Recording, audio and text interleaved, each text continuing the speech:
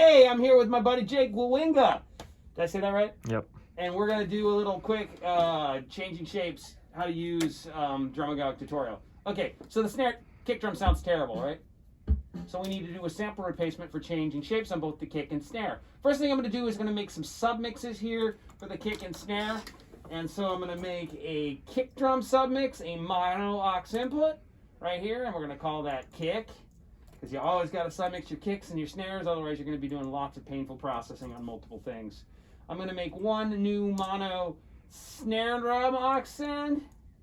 So we'll call that bugger snare.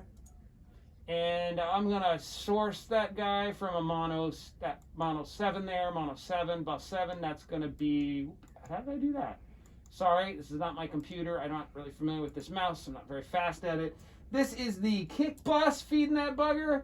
And it didn't really take it. Did I do something wrong there? There it goes. One more time. Kick bus. Oh, I put the kick. I can't see the screen very well. It was already correct.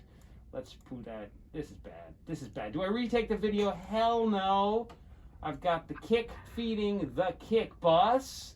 And we'll do the same thing over here. We'll take the snare drum and we'll feed it the snare bus. We'll use bus 8 for that. I'll right click on that, rename it snare bus. And I don't need to really name it snare bus. I could just rename it snare. And then we will also have the snare fed by the snare bus. So, and I haven't kind of gone my I/O and set it the way I want it, but basically my kick and snare buses both need to go and feed my drum bus. So with that all set up, I should be able to, as long as I solo safe my kick drum, command clicking on it, and solo safe my snare drum, command clicking on it, I should be able to solo my kick down here, my kick. Cool. And my snare. Ooh, that sounds terrible. So how do we do this for Drumagog? First part of the video was just setting it up. Drumagog is, let's take the kick, let's do the kick drum side, let's take the bass drum track and duplicate it, which is Option Shift D, or up here I think it's track duplicate. And we're going to duplicate it. It's going to duplicate it with the audio track on it, so it's just a complete duplicate. I'm going to rename it Kick Gog. And I'm going to put my Drumagog plugin on that and use that track on there to trigger Drumagog. So there's a couple things I could do. I can either go find it under Other Drumagog Mono, or I could go to Wave Machine Labs and find Drumagog Mono, load it up. And we're in Studio C right now. The Drumagog always defaults to a very minimal sample library of only a couple samples that is on the Macintosh hard drive. You don't want that library. You want the library which is hanging out on the Studio C drive. And it's currently, and I hope it stays this way, it's on the root file, the top layer. I've made a Drumagog files folder, and in here is your library of lots of kicks and snares you can use in your own mixes. But for this song, you're going to go into the kick folder for the kick, and I've already made a changing shapes kick for you. And all you got to do is double click it, and you're in. And you may need to mess with sensitivity here to get the triggering correct. I'll let you see what goes by here.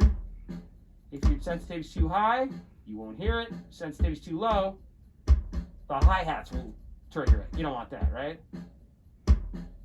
So you get that how you want it. Do the same thing with the snare over here. We'll take the snare 57, duplicate it, and we'll call that snare gog.